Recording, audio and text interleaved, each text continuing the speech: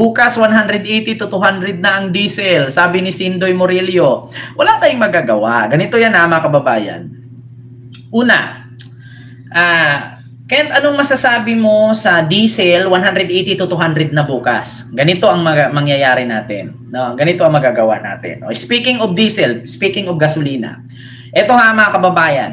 Binira ni Vice President Sara Duterte, no, ang pagtaas ng presyo. Ano daw ginawa ni PBBM, no? Ano daw ginawa ni PBBM, no, sa Pilipinas kung bakit wala siyang aksyon patungkol dito sa pagtaas ng presyo ng diesel, no, or ng gasolina. Ang sabi nga ni Sara mga kababayan, pwede naman nating pamurahin yung presyo kung ang mga krudo hindi dumadaan sa Strait of Hormuz, na hindi dumaan sa Middle East. So ang tanong ngayon, saan po bang bansa na nagmimina ng krudo na hindi dumaan sa Middle East? Russia. Eh di ba binumba nga ang mga tangke ng krudo sa Russia? Buti nga nakadeliver isang beses sa Philippines eh. Oh, pangalawa, mga kababayan, noong presidente pa si Apo Lakay, ulitin ko sa inyo, si Apo Lakay po at ang Pilipinas po ang kauna-unahan na nagkaroon ng petroleum reserve. Yun ang tinatawag na Petron. Ngunit mga kababayan, ibinenta po ito sa isang private businessman, kay Ramon Ang, so wala na tayong petroleum reserve. Oh. So ngayon, ano na nangyari sa atin? Nung dumating na ang krisis dito sa langis, saan tayo kukuha ngayon? Tapos isisi natin kay Marcos. 'Di ba? Nung panahon ng tatay ni Marcos Jr., ang Pilipinas ang kauna-unahang nakapag-isip na bumuo tayo ng petroleum reserve. 'Yun ay tinatawag na Petron. Actually dati hindi pa Petron 'yan eh. Ngunit mga kababayan, yun po ay napaisip si Apo Lakay or si Ferdinand Marcos Sr. dahil sa sigalot ito ng Taiwan, Taiwan at Vietnam yata na war or drama, sabi niya, drama of Taiwan or Vietnam. Kaya ang sabi niya, pag nagkakagulo sa Asia, at least tayo may imbak. So magkaubusan man, at least meron tayong imbak. Ang problema lang, yung mga iniimbaka na yon ay pinagbibenta ng mga sumusunod na pangulo. So ngayon dumating nga ang kaganapan na hindi naman isang beses lang mangyari yan kasi marami namang bansa. So nangyari nga, nagkagulo din sa ibang bansa. Now which is, yun pang pagkagulo ay doon pa nanggaling itong mga krudo at gasolina. So ngayon, saan tayo hihila? Hindi naman po pwedeng kukuha tayo sa Brunei. Hindi naman tayo po pwedeng kukuha sa Malaysia. Kasi bakit? Kung ang Malaysia at Brunei magbigay, syempre kung ikaw, halimbawa, bahay mo, bahay ko, naggera yung katabi nating bahay, nagrambulan sila. Hindi ka makadaan. Kasi bakit? Hinarangan nung, halimbawa, tatlo kami. Ito buong compound. Tatlong bahay ito. Akin, sa kanya, at sa isa. Yung una, na compound na bahay, na malapit sa gate. Nagkagulo yung unang compound. Hinarang yung gate. Tapos, sa akin, kompleto ako kasi may mga imbak ako. Yung katabi ko, kompleto din siya kasi may mga imbak siya.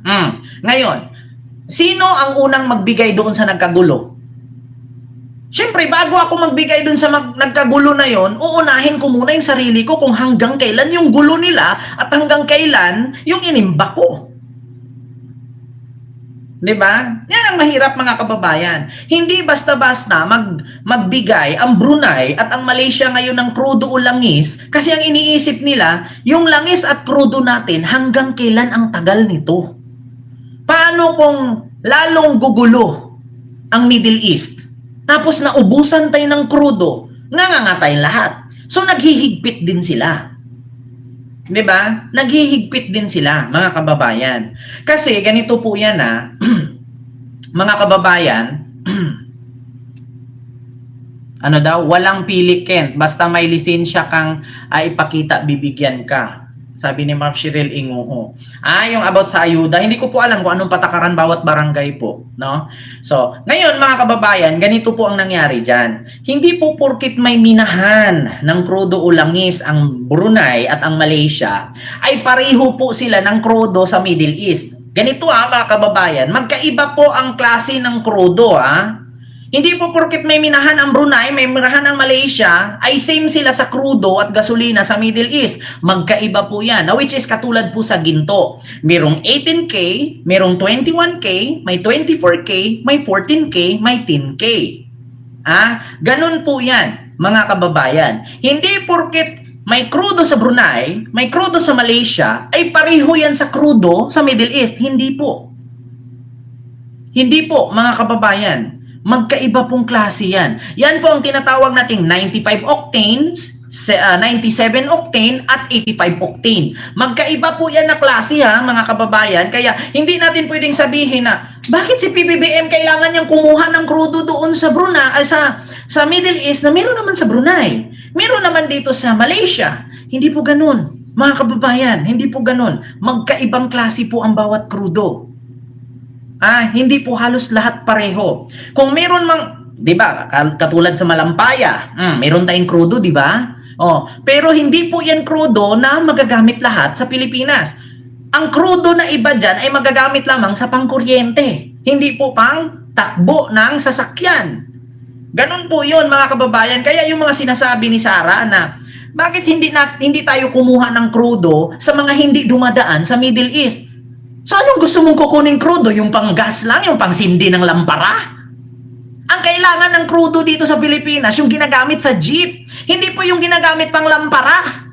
Hindi po yung ginagamit pang saeng. Yun po ang ating pagkatandaan. Kaya kayong mga DDS, utang na loob, pag-aralan yung mabuti. Hindi porke sabi ni Sara, bakit kailangan ni PBBM kumuha ng crudo na galing sa Middle East? Pwede naman tayong kumuha na hindi dumadaan sa Middle East para mura lang. So anong gusto mong kunin? Yung gas? Yung gas na panglampara? Ang kailangan nga yung panggasolina sa sasakyan. Sige, try mo itubil dyan gas na panglampara sa sasakyan kung hindi ba sumabog yan. Sige nga. Yung mga utak ng mga DDS, kung ano yung sabihin ni Sara, papalakpak sila. Ang galing talaga ni Sara, ang galing. Pwede naman palang kumuha ng hindi dumaan dyan sa Strait of Hormuz para mura lang. So anong langis na kukunin mo na hindi dumaan sa Strait of Hormuz? Gas? Diba? Gas? Sige, try mong itubil sa jeep mo yung gas. Tignan natin kung hindi sasabog yung makina ng jeep mo.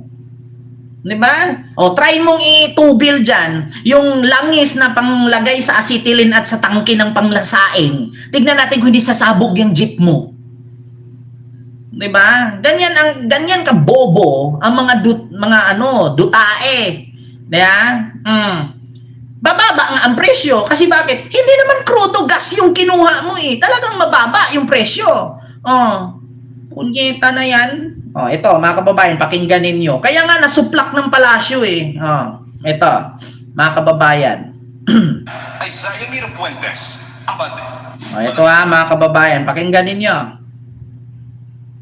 Wait lang. Ito yung ano ni Sara na puro kabubuhan talaga yung mga advice ni Sara. Wait lang mga kababayan, may ads lang. Natatawa ako, nag-isip kanina eh. Pwede naman daw kumuha ng hindi dumadaan sa Strait of Hormuz, hindi dumadaan sa Middle East. So anong crudo yon, gas? Anong gas yon? Para kay Vice President Sara Duterte, dapat daw tanungin si Pangulong Bongbong Marcos sa kung anong ginagawa niya para tulungan ang mga Pilipinong hirap na sa epekto ng mahal na langis. Nakatutok si Sara Ilomen Velasco. Si Sara pa rin ang nagbabalita. Sa gitna ng kinakaharap ngayong kalbaryo ng mga Pilipino sa napakataas na presyo ng produktong petrolyo, sabi ni Vice President Sara Duterte, dapat daw tanungin si Pangulong Bongbong Marcos. Ano ba dapat ang ginagawa ng pamahalaan? Ay dapat tanungin natin ang ating Pangulo. Ano bang ginagawa niya para tulungan ang mga kababayan natin na tinatamaan o nahihirapan dahil dito sa epekto ng krisis sa Middle East. May payo rin siya kung paano raw mapapababa ang presyo. Mapapababa siya kung magagawa nila ng paraan yung problema sa supply doon sa Middle East. Or mapapababa siya kung merong ibang supply na hindi dumadaan sa Middle East na papasok sa ating bayan. Mapapababa ang presyo kung magawa ng paraan yung krudo mula sa Middle East. So anong gagawin, Sara? Di ba ginawa na ni PBBM? Nakiusap na si PBBM sa Iran na merong mga krudo papunta sa Pilipinas, hindi nila targetin ng missile. Di ba? Pumayag ang Iran. Ang sabi ng Iran, yes, Mr. President Marcos, padadaanin namin yung mga krudo na diretso sa bansang Pilipinas, hindi namin tatargetin. Pero kung nalaman po ninyo, alam nyo ba na $2 million ang singil ng bawat daan ng barko papunta, galing sa Middle East, papunta sa Asia? Tandaan ninyo, alam nyo po kung bakit ang mahal ng langis? Alam nyo po kung bakit ang unti ng langis na dumarating sa Asia? Kasi ang singil ng Iranian military, $2 million per barko para makalusot sa Strait of Hormuz, hindi pa sasabugin. Ngayon, naalala nyo ba na nabiktima ang Thailand? Bago sila palulusutin sa Strait of Hormuz, $2 million ang singil. So ngayon, saan ka manghanap ng $2 million para makalusot yung barko? Makalusot man yung barko mo, pero may $2 million, parang pinipiratas kasi sila. Namimirata kasi ang Iran. May toll fee. Ngayon, paano yan masolusyonan ni PBBM? Di ba nagsolusyon na si PBBM, pumunta mismo doon ang mga kawani ng gobyerno sa Iran at nakiusap na sana palusutin ang barko namin kasi hindi naman kami kasali sa gulo at hindi naman kami sumasali sa gulo ninyo. Sana padaanin nyo kami. Kasi nga $2 million ang singil. Talagang kung ikaw negosyante, bibili ka doon ng krudo, naghalaga ng 10 million, dadagdagan pa ng 2 million toll fee, 12 million na. So magkano ang benta mo sa Pilipinas niyan? Talagang mahal. Kasi may toll fee. Tayo nga lang dito sa Pilipinas, pag bumili ka ng palay, kumpra mo 5 piso per palay, di ba? Per kilo. So pag nagiling yan, magkano na benta mo? Di ba magiging 50 agad yung 5 piso lang kumpra? Di ba? Ganun yun. Ginawa na ni PBBM, Sara. Pumunta na ang kawani ng gobyerno doon, nakiusap na. Kaya nga 'di ba, nakalusot yung nakalusot na yung mga langis. Hindi katulad sa Thailand na 2 million ang singil. Sunod, mga kababayan. Bukod doon sa gawaan daw ng paraan para magmura ang presyo, ginawaan na ng paraan. Pangalawa, ang sabi niya, sana gawaan ng paraan na mayroong krudo na hindi dadaan or hindi galing sa Middle East. Sige nga, Sara, magbigay ka ng bansa na may krudo na hindi sa Middle East na bilong? Anong bansa sa mundo na hindi dumadaan na krudo sa Middle East? Anong bansa na nagkakaroon ng krudo na hindi dumadaan sa Middle East? Malaysia, Brunei, Russia. Ang tanong, paano magbigay ang Malaysia at Brunei kung sila din ang nauubusan?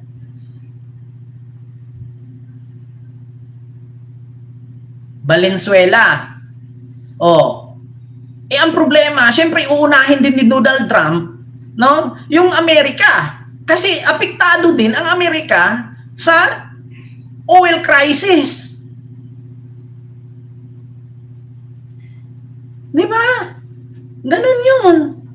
Apektado din ang Amerika. Kalaki-laki ng Amerika. Ilan lang naman ang nakukuhang krudo ng Valenzuela. Siyempre, ang unahin ng mga taga-Latin America, yung lugar nila. Kaya talagang mahihirapan tayo. Kaya ang tanging gawin natin, iwasan natin ang magbisikleta, carpooling, para bawas gamit sa enerhiya. Di ba? Iwasan natin ang pagbibisikleta, carpooling, para magbawas tayo sa paggamit ng enerhiya. Di ba? Yan ang sabi ni Sara. Di ba, Sara? So hanggang merong bangayan sa Middle East, patuloy ang pagtaas ng presyo ng crudo. Alam mo naman pala hanggat may bangayan sa Middle East, patuloy ang pagtaas ng krudo. Bakit sinisisi ng mga DDS si PBBM na ang mahal, hindi magawaan ng paraan? Putang ina, si Sara na nagsabi, hanggat may gulo sa Middle East or bangayan, patuloy na tumataas ang krudo. Alam mo pala ni Sara eh. So bakit si PBBM ang lagi ninyong inaano, sinisisi? So kontrolado ba ni PBBM na sasabihin niya muna, ops, tika lang Israel, tika lang Iran, ikaw Donald Trump, manahimik ka, nakakaihi ka na sa diaper mo. Pag hindi kayo tumigil tatlo, pagpapatayin ko kayo, gaganunin niya? Kasi ang mahal-mahal na ng gasolina dahil to sa inyong tatlo eh. Gaganon si BBM? Isang pitik nga lang tayo ng nuclear, tunaw na tayo eh.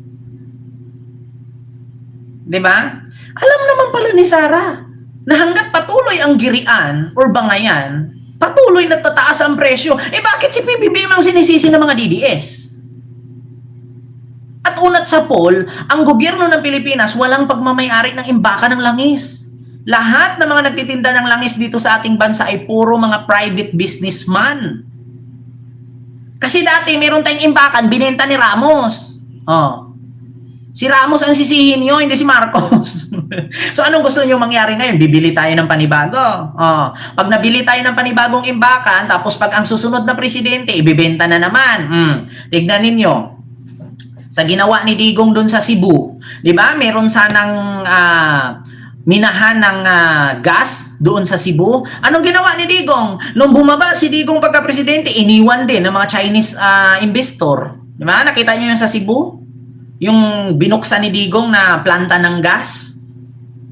Naalala nyo? Sinong nakakaalam? Sa Cebu, mayroong planta ng gas sa Cebu. Ang may hawak doon, mga Chinese investor. Pero nung bumaba si Digong pagka-presidente, lumayas din yung mga Chinese. Pero ngayon, binuksan ni PBBM ulit. Baka pag may sunod presidente na naman yan, aalis na naman. Diba? Ganon yun. Kaya itong mga DDS kung makapag-demand, sasabihin ninyo, martial law, never again. Kayo naman pala yung mga demanding, kayo yung mga martial law, utak eh. Diba? Sasabihin ninyo, martial law. Diba? Diktador si Marcos. Sinong diktador ngayon? Makukontrol ba ni PBBM ang pagmahal ng langis? Hindi naman pagmamayari ng gobyerno ang mga gasoline station sa Pilipinas. Ang nagmamayari niya si Ramon Ang, yung kaalyado ni Digong sa Phoenix. Sino pa? Si Suntay.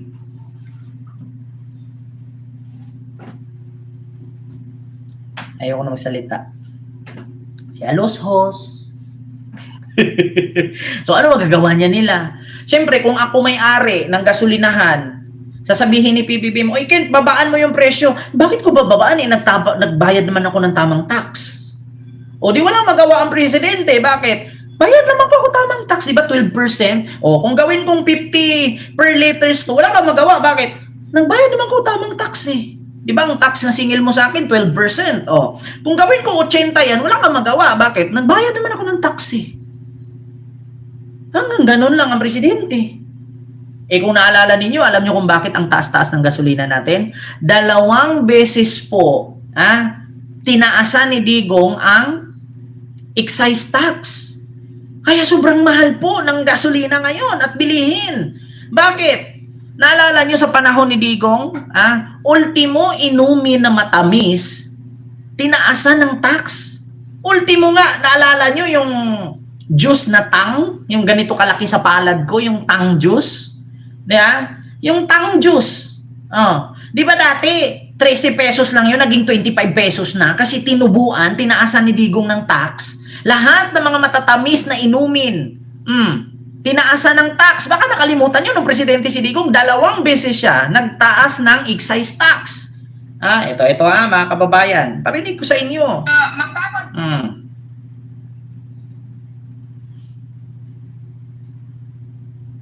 Ito mga kababayan.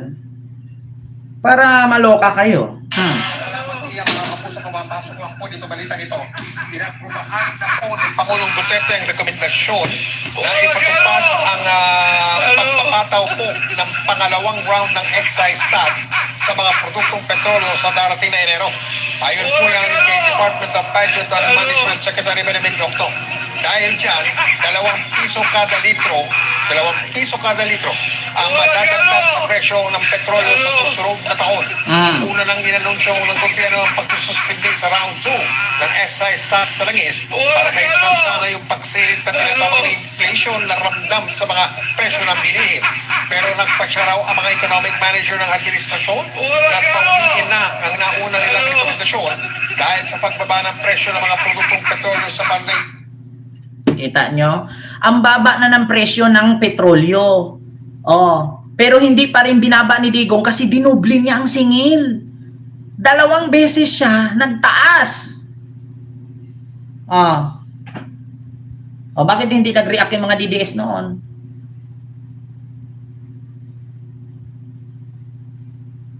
Tignan nyo yung pandemic, naubusan ba tayo ng gas? Hindi, pero ang mahal. Mga DDS, magbalik tanaw kayo, uy.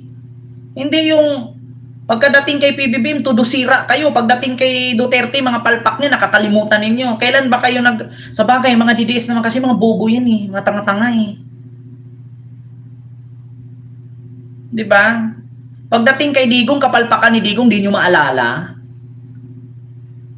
Pagdating kay PBBM, isisisi ninyo, lahat ng korupsyon na to na nangyari sa Marcos administration, galing sa administration ni Digong. Tapos ang sisisi niyo si Marcos. Di ba? Lahat ng kapalpakan ni Digong at basurang kalat na iniwan niya, sinalo ni Marcos. Una, ang sabi ni Marcoleta, 18 trilyon ang utang ng Pilipinas. Saan ba nanggaling yung 18 trilyon? Mula kay Gloria, kay Erap, kay Pinoy, at kay Digong na 7 trilyon. Idagdag mo yung 2.6 trilyon ni PBBM sa 4 years. Talagang 18 trilyon. Pero ang ginawa ni Marcoleta, kasalanan na lahat ni Marcos. Yung mga nagkaraang utang ng mga nakaraang presidente. Kung maniwala ka, talagang madadala ka sa panlulukot, panlilinlang nila. Pero kung mag-research ka, mapasabi kang, paano ba naman hindi maging 18 yan? Kasi yung utang ni Digong na 7 trillion, isinalo ni PBBM. Di ba? Kaya mga DDS, huwag kayong tanga. Ginagawa yung tanga yung sarili ninyo eh. Di ba may mga cellphone? Pag nanood kayo ng board, ang bilis-bilis yung manood ng video. Pero yung pag-research kung bakit umabot ng 18 trillion, hindi nyo magawa. Pag napanood nyo yung mga bold dyan sa Viva Max, ang bilis-bilis yung manood. Lulo kung saan-saang lulo dyan. Yeah? Pagkaroon ng chismisan sa social media na huwag mong isipin. Yeah? Pag minsan, pag nanood ka ng mga video na parang di ko yata kaya. Ang bilis-bilis yung mag-comment, mga putang ina nyo. Mga DDS. Di ba? Minsan, di ba, makikita mo, may inabutan ng bag, inakbayan ng barkada, tapos pagtingin, tapos pagtalikod, parang di ko yata. Di ba? Sinong mahilig manood sa mga ganun-ganun na ang mga lalaki naging babae bigla? Di ba? Ang bilis-bilis. Pero pag-search, bakit pa nga naging 18 trillion ang utang ng Pilipinas kay PBBM? Paano nangyari yun? Kasi yung utang ni Gloria, ni Erap at ni Pinoy, pati yung kay Digong na 7 trillion, 12 trillion, nadagdag doon kay Marcos. Kaya umabot ng 18. Ang akala siguro ng mga DDS, nung bumaba si Digong, walang utang. Tapos ngayon, sisihin ninyo si Marcos. Tang-inumin ninyo, lagyan yung putik para mag-igit. May tubo pa.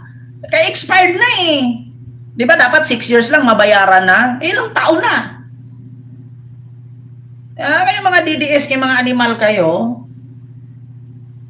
pagdating sa Viva Max, hindi nyo mailis yung mga kalimutan yung title, kung saan kayo nalilibugan. Pero pagdating sa pag-research kung bakit naging 18 trillion ang utang, hindi nyo magawa. Tapos sasabihin nila, nung si Marcos ang naging presidente, naghirap ang Pilipinas. Putang ina nyo. Saan ka nakakita na naghirap pero may pangnood ng bold? So ano unang binili mo? Load kaysa sa bigas?